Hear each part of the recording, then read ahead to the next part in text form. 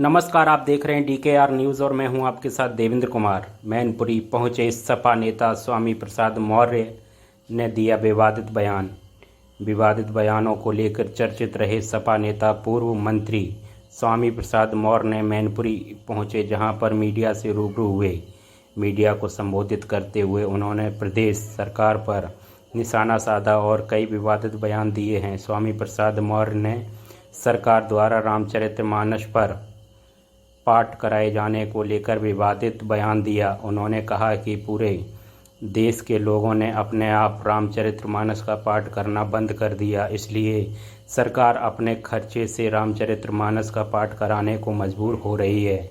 जो रामचरितमानस का पाठ कराने की बात कर रहे हैं वो देश की महिलाओं, आदिवासी पिछड़ों के सम्मान के दुश्मन हैं। स्वामी प्रसाद मौर्य ने एक बार भी तुलसीदास का महाकाव्य रामचरितमानस को दुनिया का सबसे विवादित काव्य बताया और कहा कि रामचरितमानस में महिलाओं को प्रताड़ित करने, शूद्र समाज को अपमानित करने और जाति सूचक शब्द कहने का काम करती है।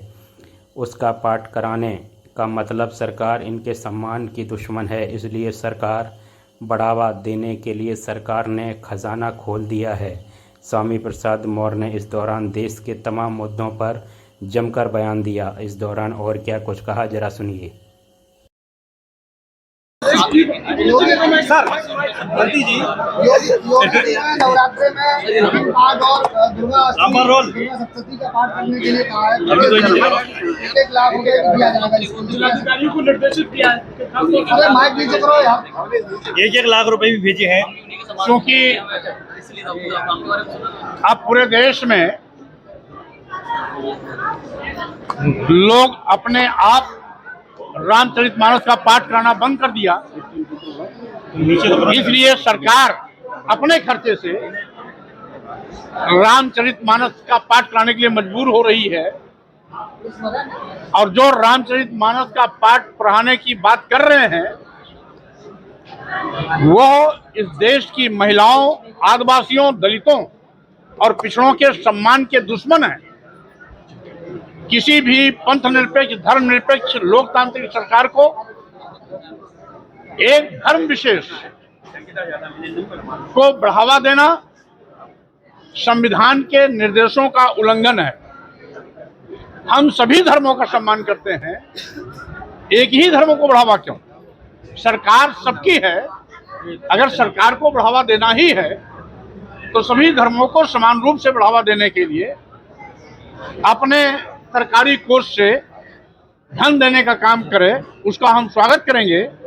लेकिन आज जो पूरे दुनिया में विवादित महाकाव्य तुलसीदास की रामचरितमानस,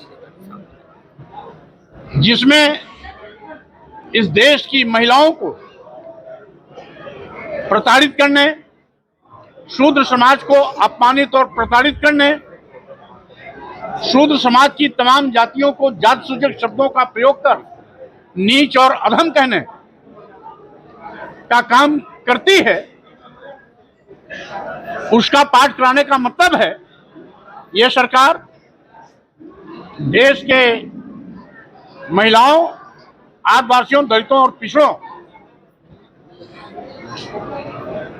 को अपमानित करने की पक्षधर है, इनके सम्मान की दुश्मन है।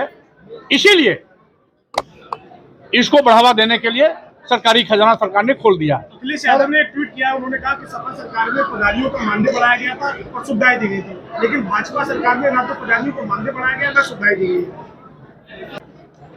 अब उनको किसका डर है ये तो आप जाके बहन से पूछे तब पता लगेगा।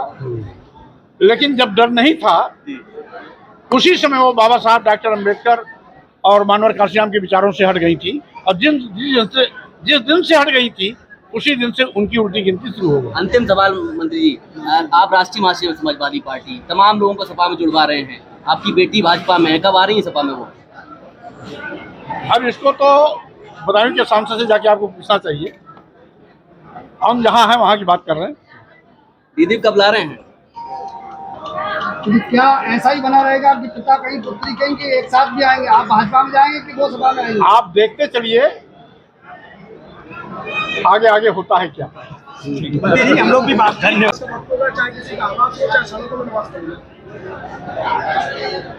भाई राष्ट्रपति जी से मिलने तो कोई भी जा सकता है, पैदल जा रहा हूँ। और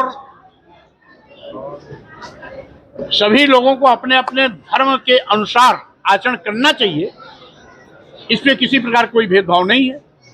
लेकिन धर्म का आचरण सरकार जबरदस्ती करवाती है, चिंता का विषय ये है।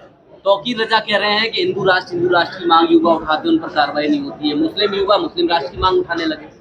भाई स्वाभाविक रूप से जब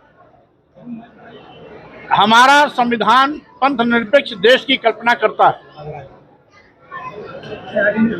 हिंदू मुस्लिम सिख ईसाई सब यहाँ पर रहते हैं, इस देश की आजादी में सभी का योगदान था। अगर सरदार भगत सिंह ने हंसते हंसते फांसी के तख्ते को चूमा तो राम प्रसाद बिस्मिल और अशफाक उल्लाह खां ने भी फांसी के तख्ते को चूमा। बंगाल और उड़ीसा से अगर सुभाष चंद्र बोस ने हुंकार भरी तो पोरबंदर गुजरात से महात्मा गांधी ने भी सत्य अहिंसा का पाठ पढ़ाया। लाखों और करोड़ों लोगों ने अपनी शहादत दी, उसमें हिंदू भी थे, मुसलमान भी थे, सभी जाति वर्ग के लोग थे। इसलिए आज ये देश सबका है। हम लोग आपस में कहते भी रहे हिंदू मुस्लिम सिख ईसाई सब हैं आपस में भाई भाई, तो स्वाभाविक रूप से आज किसी एक धर्म को बढ़ावा देने का मतलब है पक्षपात करना। जब हम सब एक हैं और हमारे स्वतंत्रता संग्राम सेनानियों ने अपनी कुर्बानियां देकर के, अपनी शहादत देकर के देश को आजाद कराया, उन सब के सपनों को साकार करने के लिए तमाम स्वतंत्रता संग्रामियों ने मिलजुल करके संविधान सभा के माध्यम से बाबा साहब डॉक्टर अम्बेडकर के अध्यक्षता में संविधान निर्माण करने का काम किया। तो स्वाभाविक रूप से हिंदू राष्ट्र की मांग करना स्वतंत्रता संग्राम सेनानियों का अपमान है, इस देश के शहीदों का अपमान है, भारतीय संविधान निर्माताओं का अपमान है, और साथ ही साथ इस देश में एक नई परंपरा की शुरुआत होने जा रही है। अगर आज कोई हिंदू राष्ट्र की बात करेगा तो कल कोई खालिस्तान की मांग कर सकता है, कल कोई मुस्लिम देश की मांग कर सकता है, कोई बौद्ध राष्ट्र की मांग कर सकता है, कोई किसी भी राष्ट्र की मांग कर सकता है। हम समझते हैं राष्ट्र हित में नहीं है। साक्षी महाराज ये कह रहे हैं, इनके बयान पर कहा है कि 1947 में जिन्ना ले गए मुस्लिम राष्ट्र, अब तो हिंदू राष्ट्र है भारत। उसको भी बांटने का काम उस समय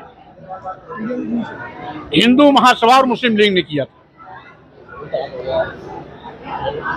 इसलिए इतिहास कुरेदेंगे तो बहुत दूर तक बात जाएगी, लेकिन वर्तमान में जो है, हम वर्तमान को देश को बंटवारे की ओर न ले जाएं, यही राष्ट्रीय हित में ज्यादा अच्छा होगा। अखिलेश यादव जी ने एक ट्वीट किया है, उन्होंने कहा है कि काशी विश्वनाथ मंदिर में स्पर्श दर्शन के लिए शुल्क की बात उठाना भी धार्मिक आस्थाओं का गहरी चूक है।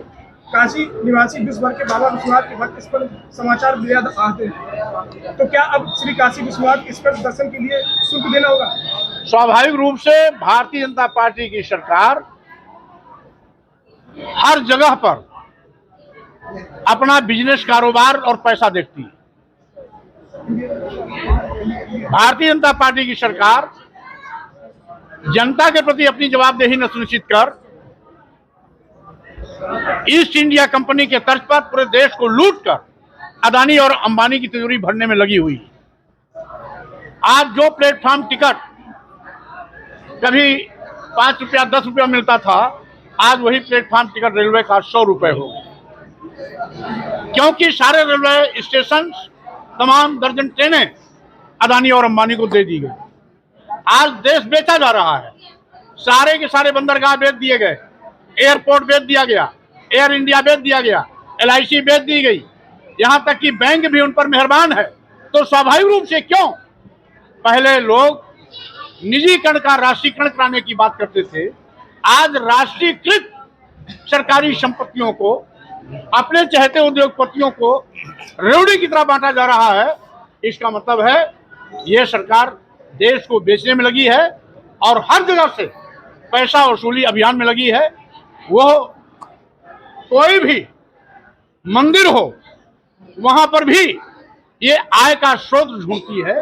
और यही कारण है कि आज लोगों की आस्था धीरे धीरे कम हो रही है और सरकार को मजबूरी में खुद अपने पैसे से धार्मिक अनुष्ठान के लिए पैसा देने की नौबत आ रही है। मंत्री जी, अखिलेश जी कह रहे हैं कि बसपा बी टीम बसपा से मिलकर भाजपा सपा को हराना चाह रही है, क्या लग रहा है आपको? देखिए, बहुजन समाज पार्टी जब तक बाबा साहब डॉक्टर अम्बेडकर के विचारों पर, मानवर कांशीराम जी के सामाजिक परिवर्तन आंदोलन के रास्ते पर चलती रही, तब तक वो सत्ता में आती रही और एक बहुत मजबूत संगठन था। जिस दिन से बहुजन समाज पार्टी की नेता बाबा साहब डॉक्टर अम्बेडकर और मानवर कांशीराम के विचारों से हट गई, मिशन से उनका मोह खत्म हो गया, उसी दिन से बसपा का भी जनाधार खत्म हो गया। समिति के चुनाव चल रहे हैं। क्या लगता है बसपा बीजेपी के इशारे पे कार्य कर रही है? स्वाभाविक रूप से जब बाबा साहब के विचारों और मानवर कांशीराम के सामाजिक परिवर्तन आंदोलन से हट गई है, तो आज उसकी बसपा की दुर्दशा इसीलिए हो रही है कि वह जिनके खिलाफ कभी लड़ती थी आज उनके इशारे पर काम कर रही है। सहकारिता समिति के नामांकन चल रहे हैं, समाजवादी पार्टी के लोगों को नामांकन नहीं करने दिया जा रहा है। समाजवादी पार्टी ने ट्वीट भी किया। अब जब सरकार हिटलर शाही पर आती है तो इसी प्रकार से सरकारी जुल्म जाति अत्याचार बढ़ते हैं और जितना ही सरकारी जुल्म जाति अत्याचार बढ़ता है उतना ही सरकार की विदाई का समय नजदीक आ जाता है। मंत्री जी, एक और चलो हो गया। ये जानकारी हमें भी मिली है कि अभी तक तो न्यूनतम समर्थन मूल्य भी सभी जिलों में घोषित नहीं किया गया। कुछ जिलों में लागू है, कुछ जिलों में नहीं लागू है। जो समर्थन मूल्य घोषित भी किया गया वो इतना कम है कि आलू किसानों की लागत भी नहीं आ पा रही है। यह बहुत ही दुर्भाग्यपूर्ण है कि किसानों के बिना पर बनी सरकार आज किसानों के लिए ही मौत का सौदागर बन रही है। मंत्री बीएस के भारतीय संविधान अनुच्छेद 15 जिसमें इस बात का स्पष्ट उल्लेख है कि वर्ण, धर्म, जात, लिंग और जन्म स्थान के आधार पर किसी प्रकार का किसी के साथ भेदभाव नहीं किया जाएगा। इसलिए एक धर्म विशेष के लिए सरकार की मेहरबानी कहीं न कहीं संविधान की मर्यादाओं को तार तार कर रही है। सर, सवाल ये है कि अखिलेश यादव ने ये ट्वीट किया है कि पहले हमारी सरकार में पुजारियों को और महंतों को मानदेय दिया जाता था, लेकिन इस सरकार में नहीं दिया जा रहा है। सवाल ये है। बात यह है कि चूंकि प्रदेश का एक बहुत बड़ा मठाधीश्वर स्वयं माननीय मुख्यमंत्री जी हैं, तो उनको तो इस पर विशेष कार्य करना चाहिए था, लेकिन ये कार्य न करके दिखावे छलावे के रूप में आज उस महाकाव्य का पाठ कराने जा रहे हैं जो इस देश की महिलाओं, दलितों, आदिवासियों, पिछड़ों को अपमानित करती है। मौलाना तौकीर रजा ने कहा है कि मैं राष्ट्रपति